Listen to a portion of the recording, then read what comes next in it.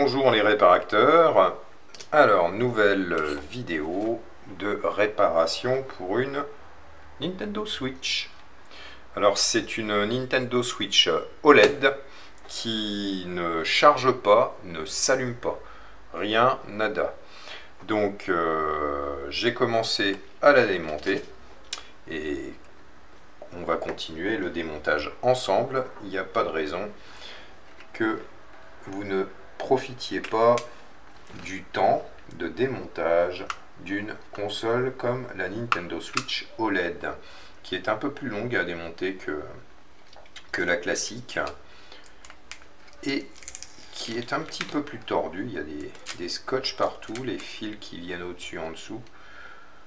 C'est assez curieux, je sais pas pourquoi la conception est aussi différente de la classique, mais bon, allons-y gaiement.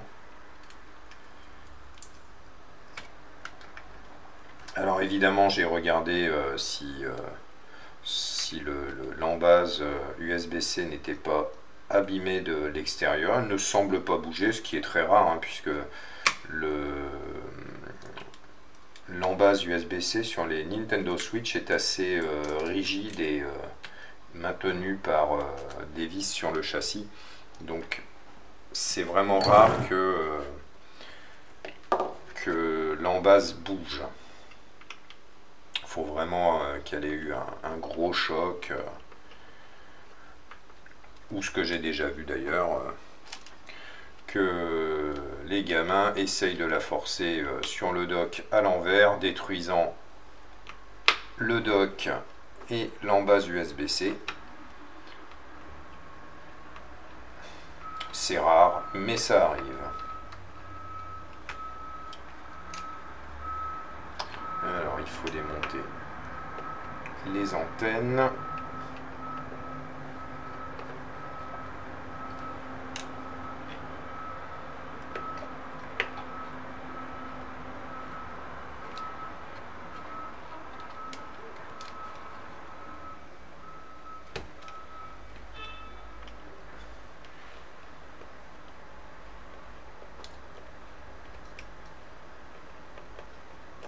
Et elle n'a pas été démontée déjà, celle-ci.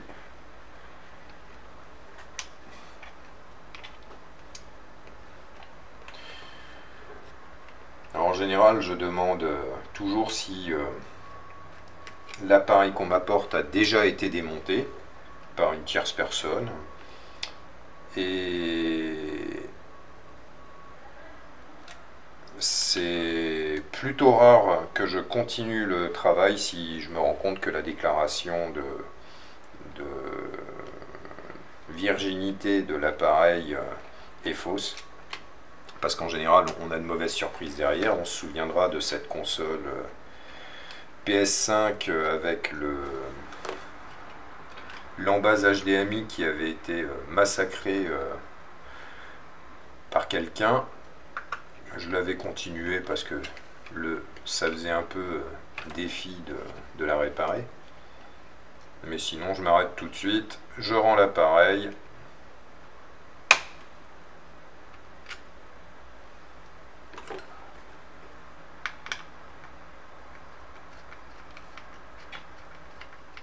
Donc faites toujours attention au dépôt d'un appareil à réparer.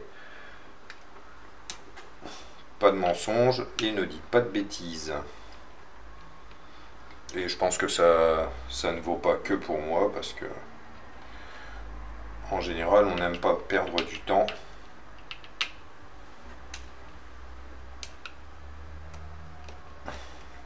Et c'est plutôt dans l'intérêt des clients de ne pas mentir, parce que ça pousse énormément d'enseignes et de réparateurs à augmenter le coût de la prise en charge, parce que les mauvaises surprises à la longue ça fatigue.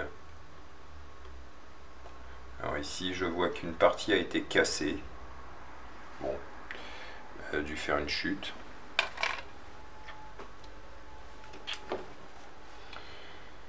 Alors, nous avons accès à pas grand chose. Alors le M92T, je pense qu'il est de l'autre côté.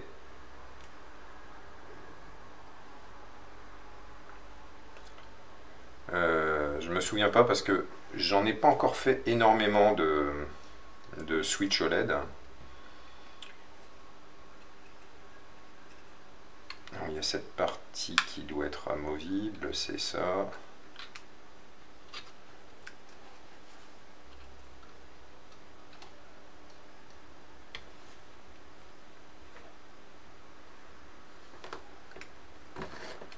Je vais baisser un peu la lumière pour que vous puissiez voir à peu près.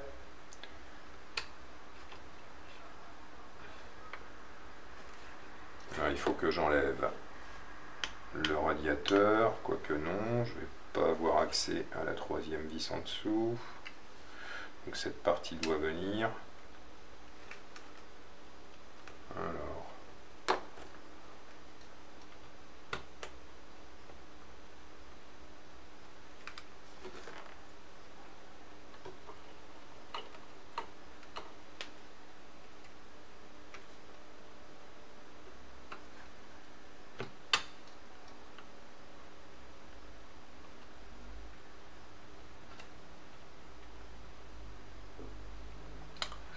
Alors voilà, c'est un scandale. J'arrive pas à voir comment vient la prise audio. Ah oui, il y a une vis cachée sous un petit morceau de scotch. Donc il faut jamais forcer.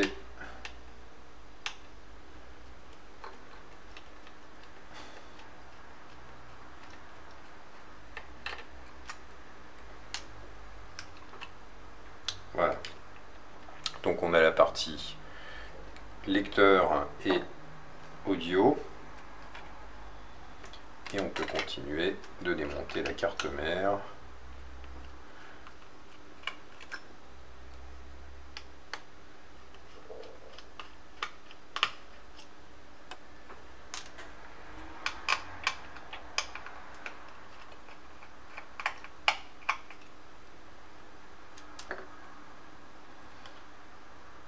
Alors le piège aussi, c'est que les vis sont différentes ici.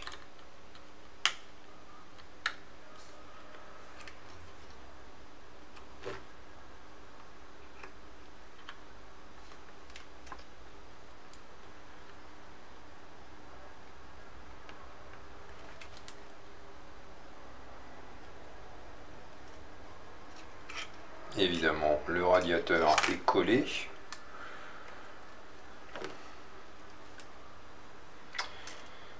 Et on peut enlever les vis de la carte mère.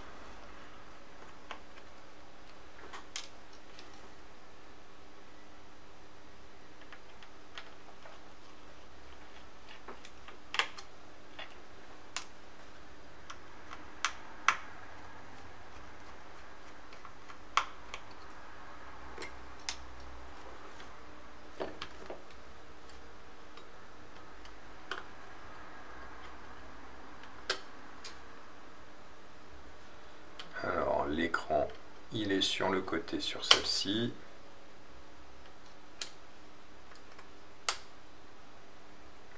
Toujours délicatement parce que la nappe écran, elle est assez fragile, enfin l'embase est très fragile et c'est surtout quand on remet la nappe qu'on risque de tordre des broches dedans et c'est une galère à remplacer. Alors on a les deux vis de l'embase USB. Il y a un blindage sur l'embase ici. On va l'enlever pour voir l'état derrière. Des fois ce sont les broches qui se sont désolidarisées du PCB. Voilà. Allez, on passe en vue du microscope.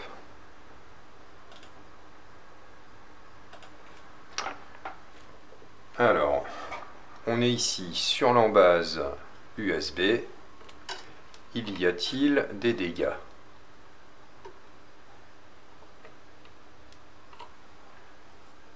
Et manifestement pas. On voit que rien ne bouge. Donc ça conforte l'idée que j'ai eu de l'extérieur.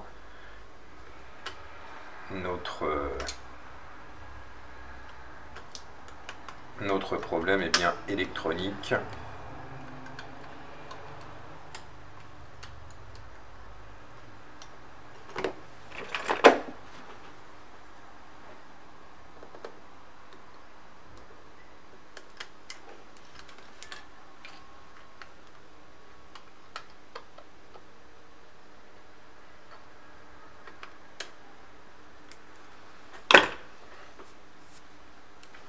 Bien, nous avons démonté tous les connecteurs. On peut sortir notre carte mère. Il reste un connecteur ici que j'ai oublié.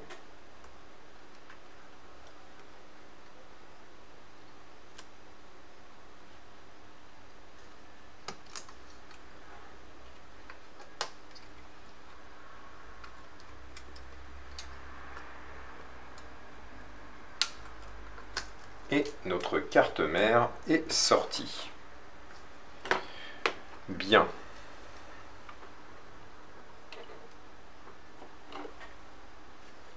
Alors on voit là, on est sur la puce de charge et on va chercher le M92T qui se trouve ici, de l'autre côté de la carte mère, contrairement à la switch classique. Allez, on va mettre ces lampes là pour avoir moins de reflets. Voilà. Et on va faire quelques mesures autour de celui-ci pour voir si on a un court-circuit.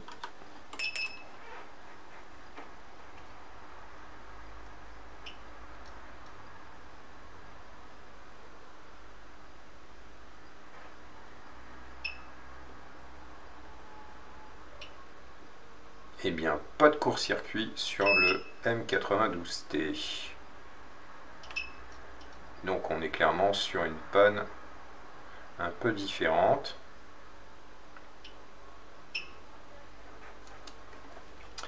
Alors on va retourner du côté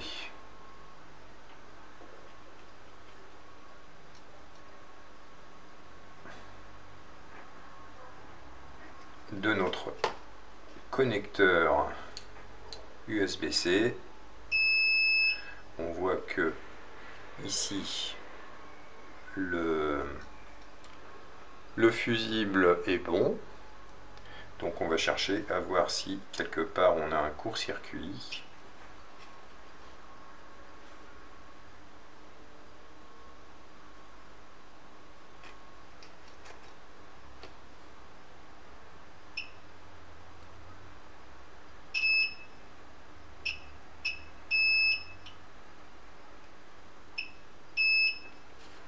Donc pas de court-circuit. On va faire une inspection générale de la carte mère.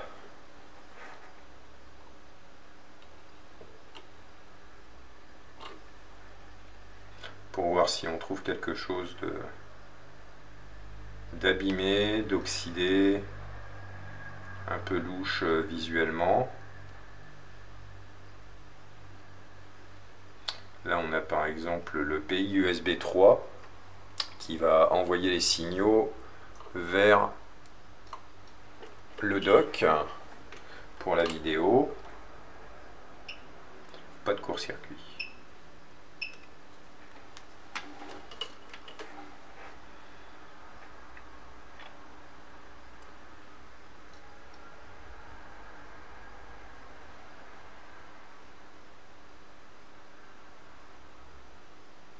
Un peu de poussière ici, mais pas de problème flagrant.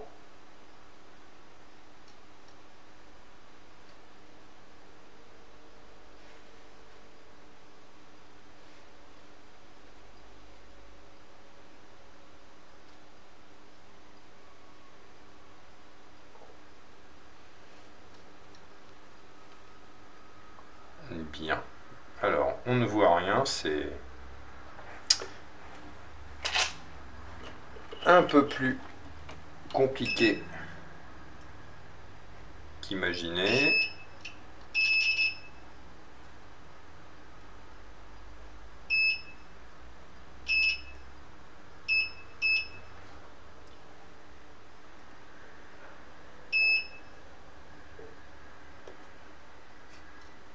Bien, alors je refais un petit test sur le chargeur.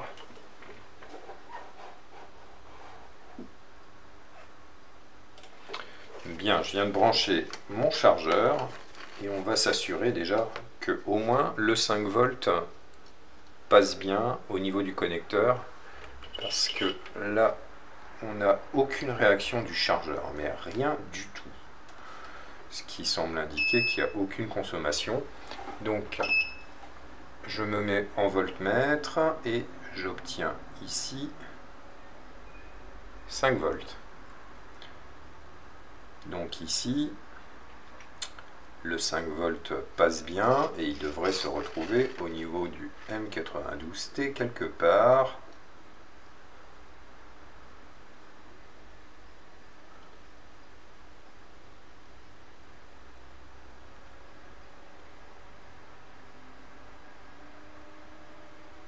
Ici.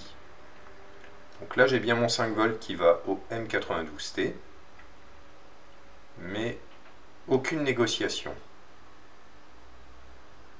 De deux choses l'une, ou le M92T est claqué en interne et il ne communique pas avec le chargeur, ou bien un filtre a peut-être lâché quelque part sur la ligne de communication de data.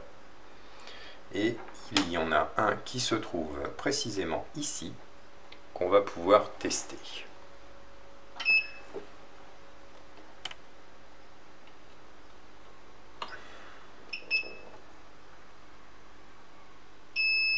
Il est bon. Il est bon.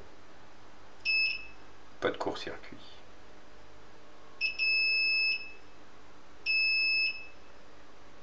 Ça, c'est OK.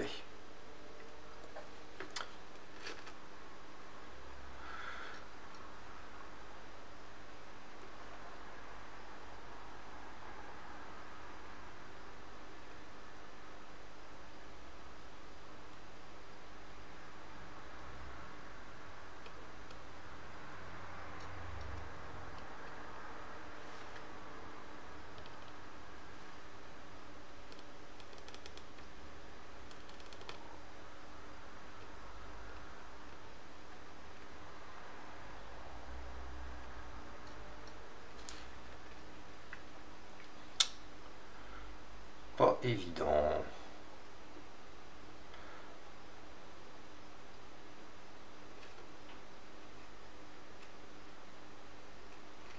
Pas évident parce que d'habitude, on a au moins un court-circuit sur une entrée du M92T et là, rien du tout.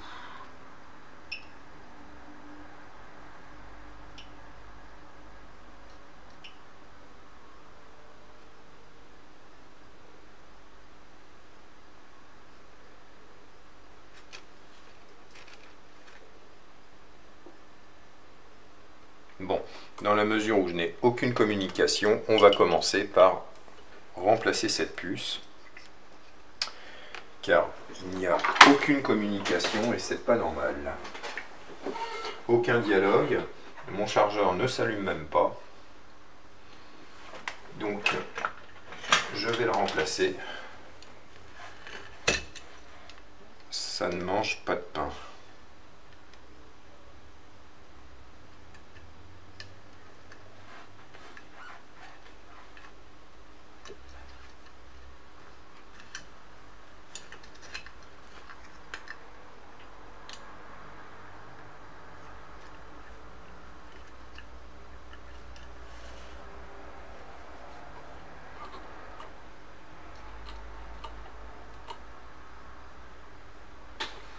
Je me prends un composant et on y va. Bien, on va mettre un peu de flux, trop point n'en faut.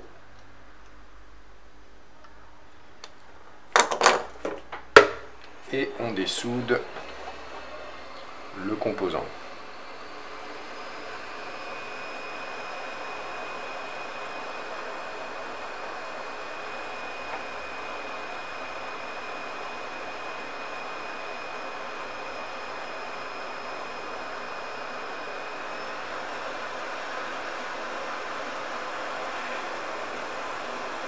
On repère évidemment la pin 1 qui se trouve en bas à gauche.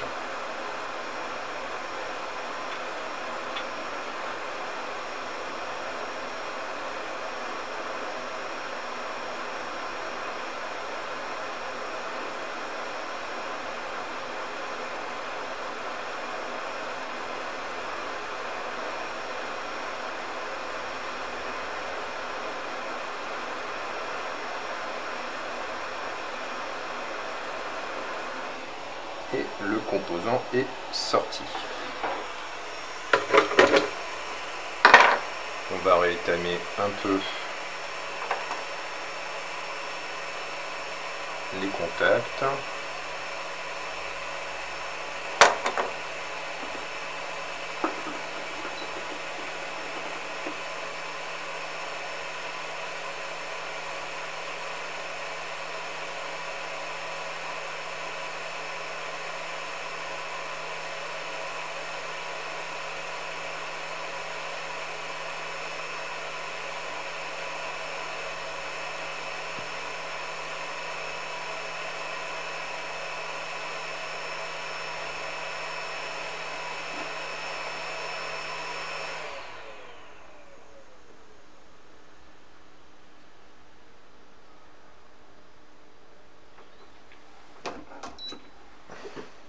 On va placer notre composant neuf en lieu et place.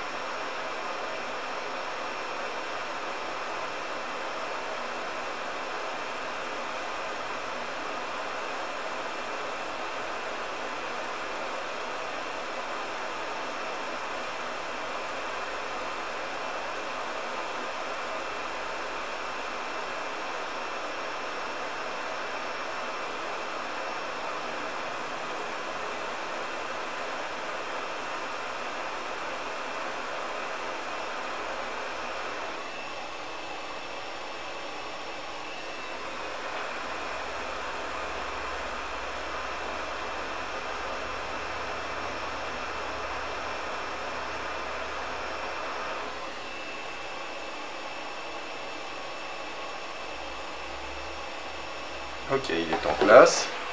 On rétame un peu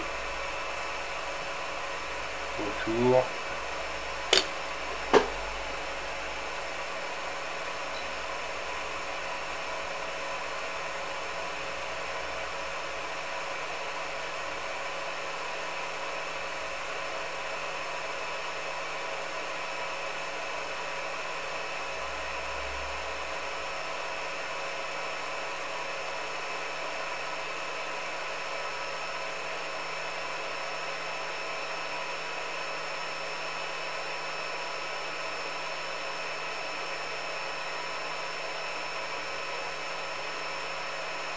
Voilà, logiquement, le composant est bien en place. Je vais juste m'assurer que les contacts soient bons.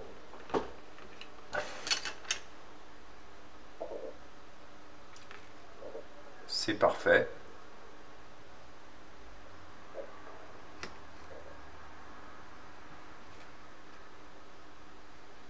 On a juste un petit pont de ce côté-ci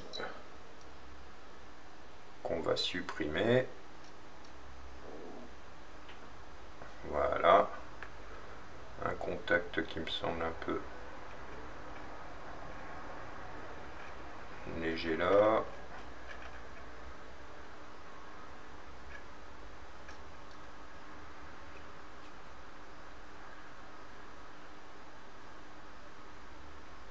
c'est parfait. Alors, je peux pas vous montrer à la caméra, mais je vais faire un test avec mon chargeur.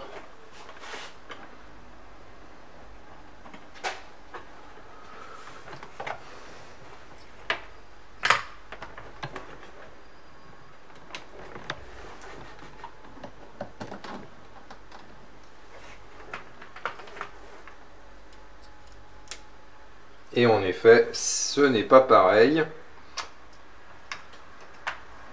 Alors, je vais vous montrer ça en vidéo. Voilà, donc je vais pouvoir vous montrer à la caméra, puisque j'ai mon petit voltomètre qui me permet de voir la consommation des appareils. Donc, la carte mère, avant que je ne change le M92T, n'avait aucune incidence sur le fonctionnement de mon chargeur, puisque il n'y avait rien, il ne s'allumait pas du tout, j'avais même pas la négociation à 5 volts, et maintenant que je l'ai remplacé, on peut voir qu'il s'allume, et avec les reflets on ne voit pas bien, mais voilà, on voit qu'ici il prend 15 volts, ce qui est tout à fait logique, puisque c'est la consommation de la console, une fois en charge. Donc, je vais nettoyer la carte mère, la remettre dans le châssis, et on voit ce que ça donne une fois la batterie connectée.